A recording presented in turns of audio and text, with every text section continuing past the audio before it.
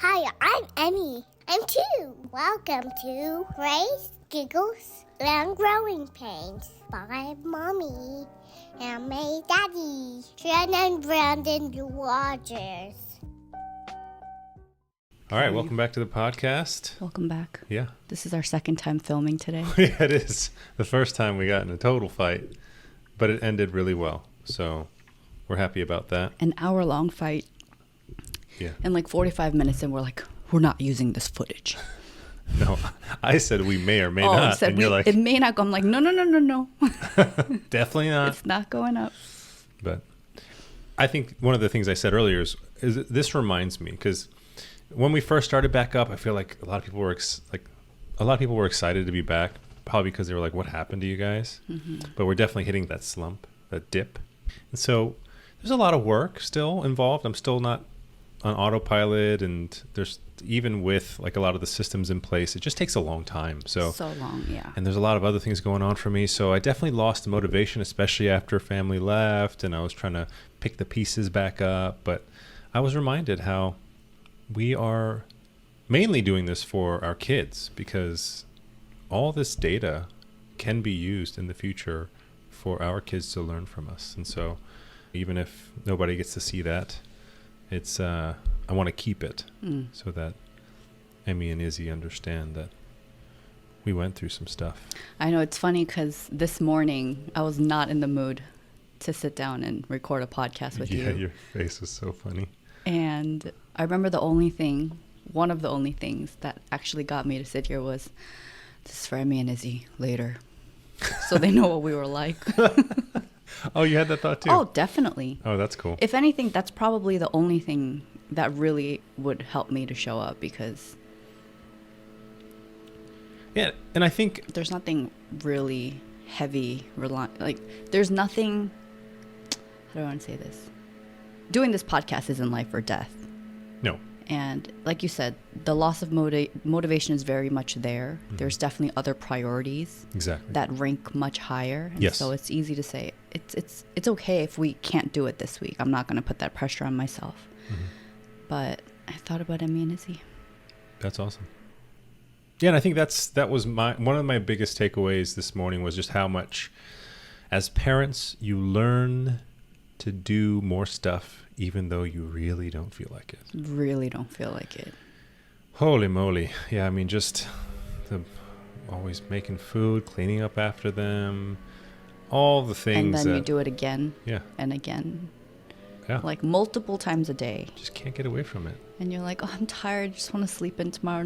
Nope. You still have to get up at the same time and do the same thing again. and again. And again. And they will fight you about the same thing. Yeah, exactly. Over and over. Yeah. But I think that really translates to a lot of different areas. One of the things I was pointing out to Jen was just how she did show up, because that's not something that she would have done in the past. Mm-hmm. You would have kind of shut yourself off. We would have gone through probably days of not really talking, some passive aggressive and aggressive actions on both parties, and then eventually we'd have to cross paths in some meaningful way because we have to work together on something, and then that's the time that we blow up at each other, and then eventually make up, but still not really solve the whole thing. Mm-hmm. So that's a pattern we're breaking, which is awesome. Parenting is helping that. That's not the only thing, but that's definitely helping us to understand the value of actions. Mm-hmm. But let's talk about sleep, because I think sleep is a big one. That's another big hurdle with having kids. Obviously, there's the newborn stage where you just are not getting any... Just delirious. Yeah. But then torture. But then there's also the sleep around the 3 naps and the 2 naps and the 1 nap, and just... when there's 2 kids, you got one kid with 1 nap and the other kid with 2 naps, and you hope that one of them aligns, but it's not always the case. Or like having a second kid who won't sleep anywhere but her own bed. Exactly. Yes. No car seats. We can't just be like, oh, we'll just go out and do something fun, and we'll just stroll her around while she naps. No. Yeah. Not with Izzy. No. And I mean, all things considered, we don't even have it that bad. Yeah.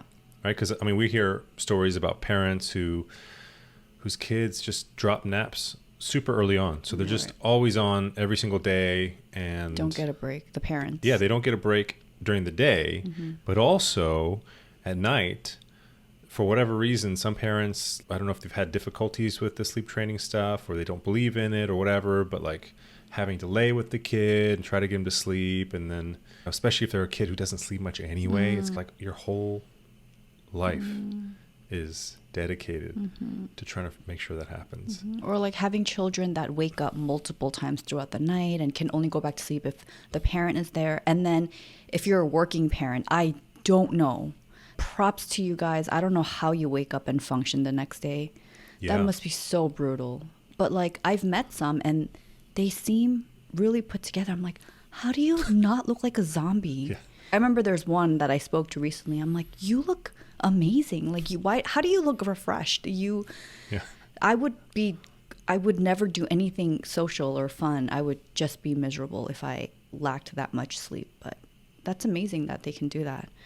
We just know it doesn't work for us. It wouldn't work for us. Oh yeah, I mean, if you aren't able to nap while the other kids nap. Yeah, so right now we're filming this, the round 2 of filming our podcast because we fought this morning. We usually film around like 10:30 to 11:30, but we had to throw out that whole session. So this is my nap time. Yeah. I should be napping right now, not filming a podcast. So you owe me. Yeah, Emmy and Izzy, this is all for you. You remember this when... No. This session's for you. No. That first session was for them. He was like, do you want to try again later? And I was like, oh, my nap. I figured. Oh, my nap is so golden. I love napping. Obviously can't do it as freely as I used to be. I still look back on while I was pregnant with Emmy. Yeah. The glory that was just able to nap whenever I wanted because we didn't have children to care for. So now, just the energy that it takes to care for 2 at this age, 1 and 2 years old, I need that nap. And my nap has to be like an hour, 30 minutes to 2 hours.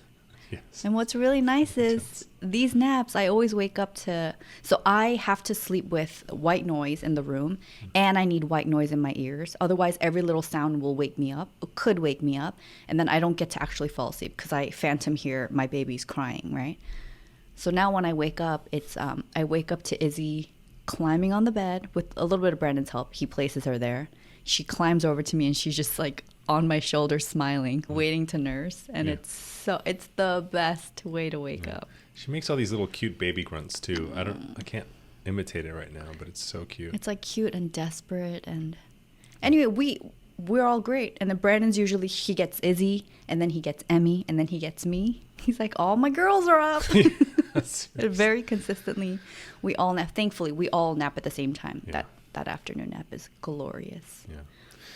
So, I mean, I think for some parents, if they hear us complaining, they might get upset. That's true. I just thought about the parents that want to nap and can't, and I'm like, oh, my heart broke. Yeah. We have it good, and yet it's still difficult. Yeah. So I think that's a good setup for talking about at least what we feel like we've done to be successful, because not just do they nap regularly, which probably is genetics or something, but I think we have From a good... me. Huh? From me. Yeah, exactly. I'm a good sleeper. For the most part. Yeah, I'm a pretty good sleeper too. I'm not a bad sleeper anyway. And if I could, I would nap, but I'm actively choosing not to because it just takes too much from the day. So they probably get it from both of us. So you're saying what we learned about sleep training or sleep, how we came to the decision to do what we did and do. Yes. So, of course, probably being like a guy, like many men out there, this is just something that I never really gave any thought. If you're lucky as a guy, it's kind of like the kid can just solely breastfeed, and so there's nothing for you to do, which wasn't my case, right? Because you've had breastfeeding issues for both. Milk supply. Milk supply issues. There you go. Yes, milk supply issues for both children. So, I mean, even with Emmy, that first month or 2, I was waking up with you because you were trying to pump to get your supply up, and I had to feed her formula, and it was... And then I had to nurse her. Yes. So it was like oh my gosh. And then I remember we had a whiteboard, and we had a schedule. It's like, okay, I'm going to wake up at 1, and then I'm going to pump. You warm up her formula while you're feeding her. I'm going to finish that up, put all the milk away, and then I'm going to nurse her. And then, we went back to sleep, and like an hour or 2 hours later, we had to do it again. It was very tough. It was the worst. Yeah. Yeah, definitely the worst part of the newborn stage for me was that. So that lasted for a little while, and then around the 3-month mark or so. Emmy shortly after she turned 3 months old. Yeah, so we took her on what we called the Emmy World Tour. So our first grandbaby on your parents' side, first granddaughter on my parents' side, and they hadn't gotten to see her at all. So we went to New York to see her parents. We visited my friend Chad and his wife Gail and their 5 kids because they're not too far from New York. And then we went to Seattle to visit my sister because my parents came from Korea so that we can all spend some time together. It was a whirlwind tour. It was a whirlwind tour, yeah, for sure. And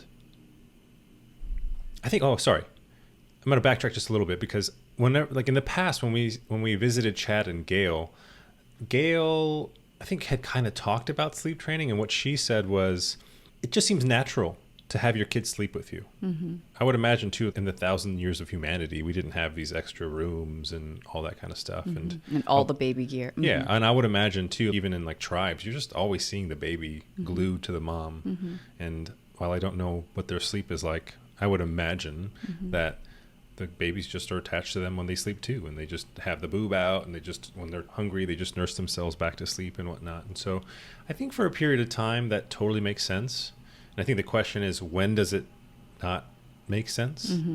And while I don't know the answer to that, we were also at Gail and Chad's place, and then you were having a conversation with a couple of the ladies. Right. I don't remember who they are right now. Yeah, two sister-in-laws of Gail's. Yeah. Yes.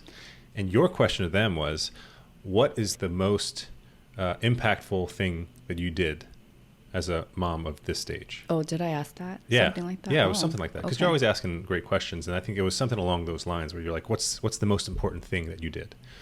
And their answer was unequivocally, both of them. Yeah. Hands down, sleep training. Yes. So I'm like, when can I start? Yeah. I know they started much earlier than we did. But, knowing me, I wanted to read the books. I wanted to choose one that seemed doable. I didn't want to stress myself out, right? And I remember the book that I read recommended around 3 to 4 months. But I think the ladies I spoke to did it much, much, much earlier. Sure. Yeah. Yeah, but I think that's what got you on the tear to start looking at those books. Yes. And you found one you liked. Yes. I don't know what it's called. And also it's because what happened was Emmy was about 3 months old. And I remember thinking, okay, once we finish up with the East Coast trip and the West Coast trip, by the time we got back to Hawaii, she would be right around 4 months old. So I had like a plan in my head. As soon as we got back, we were going to not co-sleep with her anymore because she was in a little dock-a-tot between us on our bed. And then we were like, okay, we're going to set up the travel crib, or it's like a pack and play. It's the guava crib, very popular crib that folds up easily. We were going to use that as her bed, and then we use a slumber pod because we were living in a 1-bedroom place. So I had the whole thing mapped out. Like as soon as we land, this is what I'm going to set up. This is what we're going to implement. And I was ready to go. And I read that book in maybe 1 or 2 sittings. Yeah. Which, by the way, just to go reiterate, one of the most useful things that we probably have gotten as parents is that blackout tent. What's it called? The slumber pod. The slumber pod is so useful in so many contexts. We still use it on top of Izzy's crib, even though she has her own room, because it really blacks everything out. And when we had guests, we gave my sister and her husband our master bedroom. So we slept in the same room with Izzy, but she didn't know we were there because she had the slumber pod. Exactly. Yeah, and this was gifted by 2 of our friends, Susanna and Daniel. Yes. And I remember they were like, this is especially if you live in a small place, this is a must. Yes. And they gifted it to us, and it's the best. Yeah. I want to give it to everyone that I can. The most used piece of baby equipment so far. Because, good. We had it all throughout Emmy. Traveled with it everywhere. And Izzy's still using it, and I still don't want to get away from it. Yeah. Even though I think we're getting closer to the end. So anyway, we wish you can gift this to everyone, but we can't. So we'll link it. Yeah. And hopefully if you do live in a small space. And I'll even see if I have like a discount code or something. I might. I'm not affiliated with them, but I know once you buy, I think they might offer you, like if you refer other people. But yeah, if you could save money on it and it's a worthwhile purchase, if we can, we'll definitely link it below. Yeah. And what's great is you can also set up a camera in there. So even though it's blackout and dark for them, you can still see what's going on inside, which is incredible. Yes. And now they have fancy ones where there's like an extra ventilator on the bottom. And apparently SlumberPod sells like a little fan that vents if you wanted even more air. That's cool because it does get a little warm in there. It does. But our apartment's pretty, like, it's very comfortable, almost like a little bit cold sometimes. Oh, yeah. The babies are fine. I feel like babies run a little cold, so it's totally fine for them. But it can be scary because the pouch that the camera is contained in the SlumberPod, maybe because of the plastic casing or whatever, the temperature reads much higher than it actually is. Oh, so I remember, like, I posted photos of it and photos of, I think, Emmy sleeping through the baby monitor, and they're like, whoa, your house is too warm or the crib is too warm. I'm like, it's actually not that hot. But so I would imagine it's the fact that it's in there with plastic and the camera itself is electronic equipment, which overheats. So it's probably just measuring its own temperature. I think so. So that's a good point. You know, just in case you freak out. Don't be alarmed. It's not that hot in there. And also, there are 2 zippered portions where you can lift, and it lets a little bit of light in if you don't want the baby to have complete blackout. So if you stood in front of it, the baby could see you. But even with both closed, they still get plenty of circulation, according to the SlumberPod website, in case anyone was concerned about that. That's true. Because in the beginning, I was like, oh my gosh, I have to leave the vents open for Emmy. Like, what if she suffocates in there? And it's not the case. And we were in Hawaii, and our place it gets warm there. It does. But anyway. Yeah. You just got to take off clothes, too, if it gets that hot. But we have, in our experience, it has never been an issue. Yeah. So that was good. That was a good little tip section. So SlumberPod. So we had a plan to set all that up. And I read this book. We'll link it down below. It has a really long title. It was like, How to Get Your Baby to Sleep, the Baby Sleep Trainer Way. It's just long. It's long. It's very clear. Yeah. You know what you're going to get. Yeah, exactly. Yeah. So I read that. And even now when people ask what we did, that's the book that I still continue to recommend. I feel like it's pretty straightforward. And I appreciated the simplicity of it, it seemed. And it breaks things down by, like, depending on how many naps your child is taking and around what time they drop what nap. And, of course, it all varies on your child. Yeah. But I liked this method because it's not... I think most people, when they think of sleep training and they're not a fan of it, it's because there have been methods where you put the baby down and then you let them cry and they cry it out. And sometimes you think, what if your baby cries for hours and hours and hours and feels like it's abandoned and the parents are going to come and soothe them and all of that. So, of course, that's a totally natural worry. I think if it was a method where it's like, okay, just let your baby cry no matter how long it takes, I don't think I would have been on board with that. Yes. I know I wouldn't have been on board with that. Yeah. But what I liked about this method is that you do interval check-ins. So I think it's, you have a routine, right? So they know what to expect. So, for example... You walk into the room. Well, before you walk into the room with baby, you have a set time that you're going to start these routines. And you go in first. Oh, sorry. I think I was going to mention that too. Like the routine. What I like is the routine. The routine was very, Because it's almost like you know that the baby's asleep, but also the more you do that routine, the more the baby realizes that. And I find that that's really key because even with Izzy, who wasn't as easy to transition as Emmy, once that routine starts and she hears the white noise and we're in that room, even though she hates it, like all of a sudden the sleep comes over her. It just like washes over her. She's like, okay, I'll give in. Yeah. And it's like walking into a darkened room, the white noise, right? And a cool dark room, right? Yeah. So you go into, it's so peaceful too. Like if I was held in that situation, I'd be like, okay, fine. Take me into the crib. It wouldn't even take that. You just need a movie on, and you conk out. But yes. But yes, there's that white noise. I mean, we've gotten to the point where Brandon and I, we sleep with our own white noise machine, and we don't even have babies in our room anymore. Emmy's in her own room, Izzy's in her own room, but we still love the white noise machine. Sure. Just feels like a blanket. But anyway, there are certain things that the book tells you that are required, quote unquote, which is a blackout curtains, white noise, and a cool temperature. So you first put them down, and then, first you're supposed to hold them after you do whatever you decide to do in your routine. It could be like reading a book, or you give them a massage. We don't do the massage thing. We stopped doing the book thing too. That was done after Emmy. Yes, that's right. And Yeah, just lay her down, put her in her sleep sack, and then Brandon does a little, he sways and sings her a song. And then you're supposed to hold them for 5 minutes without rocking them or shushing them, anything that would make them sleep, because you want them to teach themselves how to sleep. Yes. So they actually encourage you to just hold the baby and to stand still or just to walk around, right? Yeah. But no swing.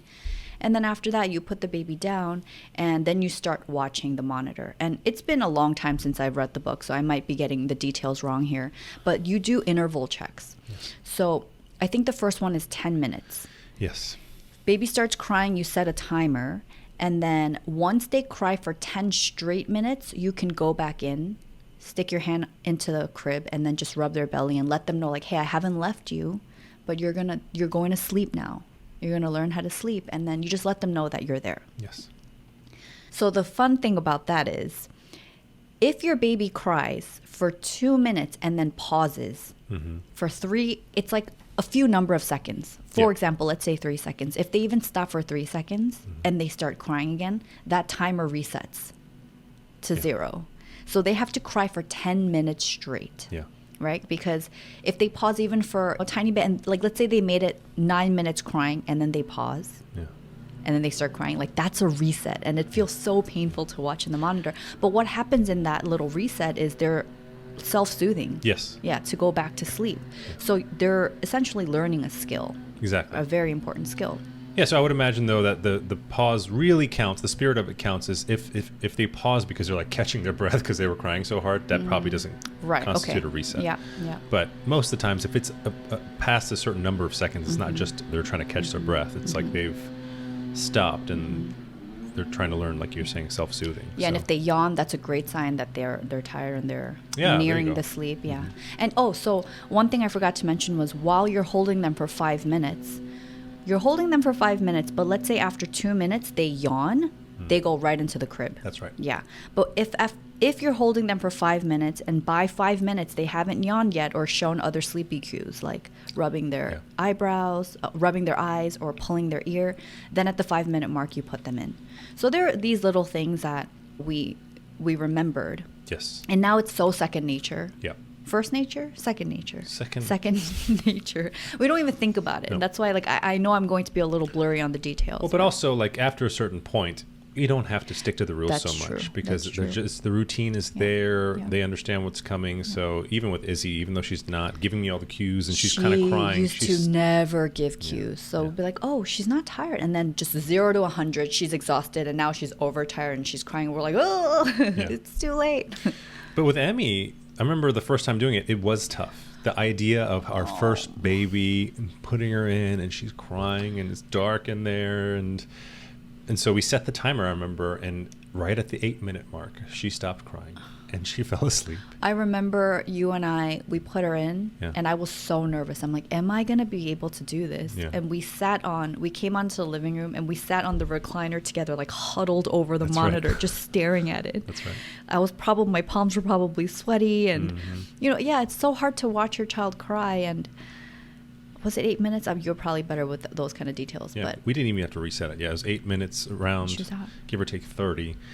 I think she slept for like 11 to 12 hours. Yeah, after that. And then from that point on, maybe the next night she may have cried a couple minutes, and then after that, nothing. But okay, so I will have to say, when I recommend this book to people who ask what we did to help Emmy and Izzy sleep, because I feel like the people that are close to us, people that know our children or have been to our house and seen the routines, they're like, oh, they just sleep after this? Or like, oh yeah, you guys don't have to go lie down with them. Like, no, that's it. This is our time now. And I always preface with, here's the book I recommend, and Emmy was like a textbook baby for this. Not all babies are going to respond like this. Our second, Izzy, was not. Yeah. Was not easy to sleep train. She was kind of rebellious in a lot of other ways too, just temperamentally. But rebellious, and then just the sickness, and so it was tough. There was a lot with her. No, but even before she got sick, she was not the best sleeper. Oh yeah. But Emmy, it was like the book was like, do this first, and then this and this, and I'm like, okay, Emmy, we're gonna boom, boom. Like, everything happened so seamlessly that we're like, this is so. Why doesn't everyone do this? Yeah. Like, we truly didn't understand it. Yeah. And then we had a second baby. We're like, got it. Yeah. Humbled. But, well, not to say that it didn't work, because eventually we got it to work. Now later. It works. Yeah. So she's 16 months now. Yeah, and I wish I could look back and be like, okay, well, these are some things that maybe you could look for to help you, but because of Izzy's past and the fact that around the 3 mark is when she got sick. Oh, I was counting down because Izzy wasn't a good sleeper. I'm like, just make it to the 4-month mark, and then we can sleep train her. That's right. And then she got sick days before she turned 3 months old, and I'm like, oh my gosh, I don't care about sleep training. I will sleep next to her miserably for the rest of my life if she'll get better. And no. Yeah. So I don't think we actually ended up sleep training her because we tried again. In we January. had to stop and pause so many times. Yeah, we tried again. Okay, so just for context, Izzy got sick when she was about to turn 3 months old. Mm-hmm. And then when she was discharged from the hospital after her bacterial meningitis, she was 4 months going on 5 months. Yeah. And around 8 months was when we retried. We were going to retry the sleep training thing because before that, of course, once she got discharged, actually, while she was in the hospital, I think it's because she slept through so many of the noises in the hospital. And there were many times where she was sleeping by herself, like especially during the day if you and I weren't there and we came home to see Emmy. Yeah. She kind of she became a better sleeper at the hospital. And then I think when we first got home from the hospital, she slept well too. And we figured it was probably because now she's in the comfort of her own home. She doesn't have all these wires and tubes and all the machines going. And it was just really peaceful. But then after that, that didn't last, her sleeping very well by herself. So in January, we decided to officially re-sleep train her. Yeah. But then that's when she got the rare case of seizures that she had. And we just had to pause everything. She had to go on extra medication. And so it was a lot of stop and go with Izzy. Yeah. And the tough part I remember with her was that our check-ins with her after the 10-minute mark make things worse. Oh, yeah. Yeah, because she got tired and was crying, but not screaming, crying. And then when we went, especially when you went in, she took it to another level. That girl's a fighter. Yeah, so she will not stop until she gets what she wants, and it's usually that she wants to nurse and sleep and do that all night long. Yeah. So for her, looking back, she definitely wasn't ready then. Oh yeah, and I also want to add, I feel like a lot of things that parents have a hard time with is, okay, if you clearly know that your child just wants to nurse and be next to you all night, why not give it to them at such a young age? And I did that. We did that for a long time. We did that for many, many, many months, and it felt right to me. That's why we stopped and paused the sleep training. And then it got to a point where it was really wearing on me and then on you, because I was so sleep deprived, and then you were working and you were trying to care for the 2 children. That's right. So that's when we decided again. And I just want to say that because it could sound cruel, right? Like, how could you let your baby cry knowing that you know what she wants and you're denying that, right? And it wasn't just the sleep deprivation. That's when your body was falling apart. That's when the shoulder and neck and back issues were happening because you had to lay a certain way, and you couldn't switch because only one side produces an amount that's worth trying on. So it ruined the whole day. Yeah, it did. So and then the next day, it was just unsustainable. Exactly. Yeah. And I think that's the big takeaway from this sleep training thing is that if you can get it done when it makes sense, it helps you to be a better parent. I agree. So there's definitely trade-offs, right? There's always trade-offs with any decision you make. But generally speaking, at least for us, and again, this goes back to, I don't know how some of these parents who don't have this seem to be okay. No, just now I thought of a friend who I believe her child is 1 or nearing 1. Yeah. And she still co-sleeps and does all the things. And she's thriving and functioning well. So that works great for her. But I also think she has help. That's another big thing. Like, we don't have hired help. We don't have family. Like, my mom can't just pop in and help me. And if I could sleep more during the day, right? If someone can step in, that might be a different situation. So I guess I just want to explain, or I want to just put everything on the table of why this might work for some people and not, and why this was absolutely necessary for us, for our relationship with each other, with our children, and just as functioning humans. Yeah. I would say do it for most people. I don't know. Sleep is so important. And if you're suffering from it at all, it really helps you to do all the other things during the day when everyone's awake, which is probably more important anyway. It helps you to do it correctly, but that's just my opinion, one man's opinion on it. So take it for what you will. But the cool and funny thing is now with Emmy, she always comes into our bed now, which is hilarious because she's so good. I mean, even when she was younger, she'd like wake up, but she wouldn't leave her bed, even though we're telling her, hey, you can play in your room. You can get up out of your bed and play with your toys. Yeah. But she was also in the slumber pod for a long time. And she was like in her crib and would just wait for someone to pick her up. And then when she was in her own room, she would just be on her bed as if she had a tent over her. Oh, yeah. Like, go play. Yeah. She knew that, but she just never would. Not once have we seen Emmy get out of her bed and just play until we came to get her. Yeah. But yeah, so it wasn't until recently when she started to have nightmares about like dinosaurs and stuff and just being scared.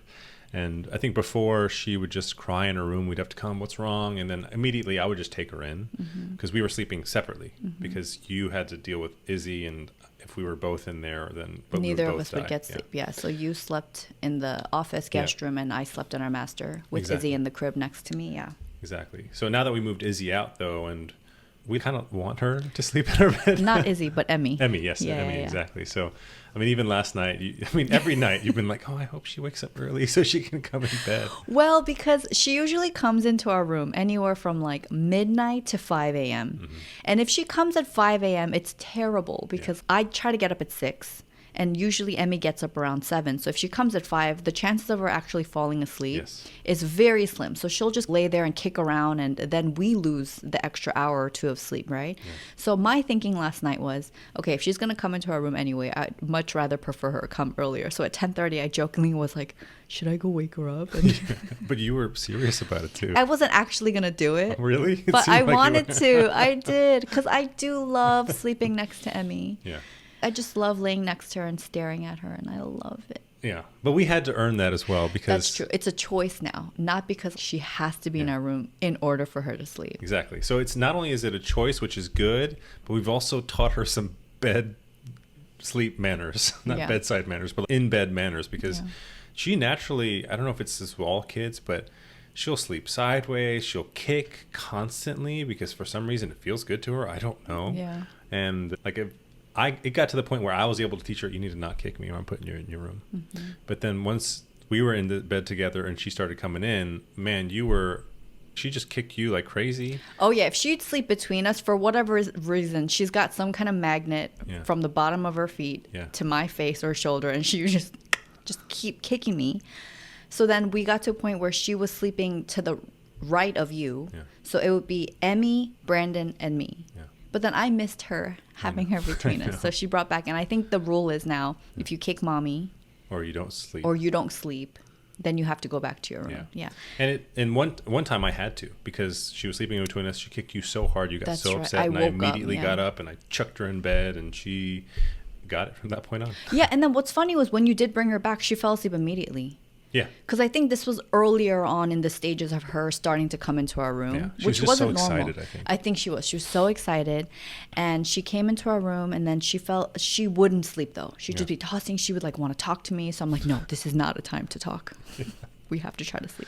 But now it's so sweet. Yeah. She'll wake up. She doesn't even cry for mommy and daddy. I replay the camera in her room. So she'll like get up, and then she'll gather her blankets. Before it used to be 2 blankets, her pillow, and 1 doll. Yeah. But now on our bed, in our size, we have a little tiny pillow and a little stuffed animal in our bed, and that stuffed animal and that pillow has to stay in our bed. She cannot bring it around the house. And so I told her, if you come into our room because you need to sleep with us, just bring your blankets. So now she's so sweet. She just walks in with her 2 blankets, and then for whatever reason she either goes to your side or she stands at the foot of my bed. She scared me multiple times because Emmy, her hair is always in her face, and there's only like one eye poking out. And I remember one time I was like turning over, and she was just standing at the foot of my bed. I don't know how long she was standing there, but I was like, oh my God, she spooked me out. And it was like she was waiting for an invitation, come on in. And then once I do, I have this little block that's set up underneath my side of the bed. She pulls out the block because our bed's kind of high. So she'll pull out the block and use that as a stepping stone. And then she'll climb up onto our bed, and then we'll tuck her in. And I'm like, yes, I'm so happy you're here. Yeah, I like it too. And I wish I was now I'm to the point where the novelty is kind of I know what you mean. Yeah, it's done. So like when she first came out, I would like rub her head, and if she wanted me to rub her stomach or legs, then I would do it for a little bit. And she loves it. She does. And now she like, if I don't turn away from her, she like grabs my hand and tries to get me to rub her legs or whatever. And I'm like, no, Emmy, not now. I need to sleep. I know. I definitely, one of the reasons I don't want her to come into our bed anymore, as much as I do love it, is because I'm actually trying to be a morning person and wake up at 6 a.m. and have a good hour to myself before I do the special time with Emmy and get her ready for school and then nurse Izzy and do all that. Yeah. But it's so hard because every night this past week she's come into our room. Yeah.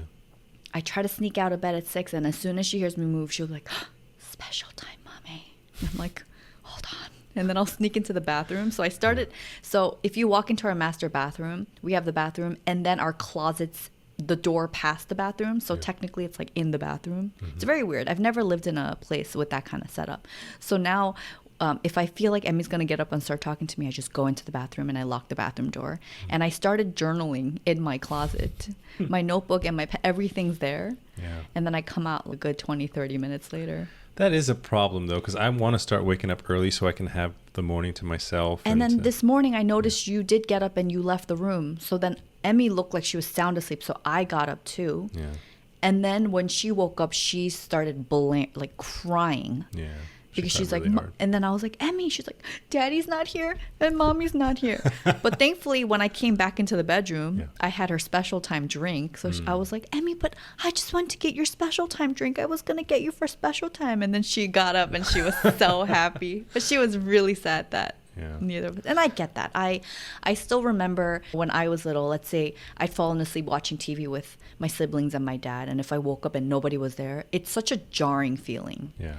So I think that she felt that. Yeah, so this is going to have to be the continuation of sleep training because I really do want to and need to get up early. But I can't have her getting out. Like if I start waking up at 5:30 or whatever, I don't want her out here because she'd be so tired. So anyway, sleep training never ends, I think is the moral of the story. But it's always worth it, in my opinion. Yeah. And I never thought we'd be parents where we would let our toddler sleep in our bed with us.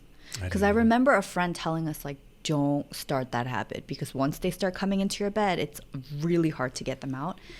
And I think we're getting there. Yeah, we might be living that right now. And I'm kind of enjoying it. So, I mean, we'll take it as it goes. And we might need to set up some new boundaries. Or maybe we say on Fridays and Saturdays, you can come sleep with us or implement something. That might be a good idea. That's true. But anyway. What's nice is that she's at an age where she understands. So it should be easier. And she's so funny these days when she understands something and she begrudgingly does it. She goes, all right. And it's hilarious. Yeah. It's such an adult response. Yeah. Or like I explained this whole thing and why it's important. I just feel like she's going to walk away or ignore me. But she looks at me and goes, all right, I'll do it. But in that exact tone. And like, it's so funny. I haven't heard that yet. You have to, it's so good. Listen for it. Yeah, I will. Yeah. Well, that's good. Sleep was a good topic. Yeah. I'm sleepy now. Speaking of, I was like, after this podcast, maybe I can get like a 30-minute nap in. Oh my God. Speaking of, I got to go. So that was the pod. Thank you, everyone. We love you. Leave a comment if you love us back or if you just want to, and we'll talk to you later. Bye. Bye.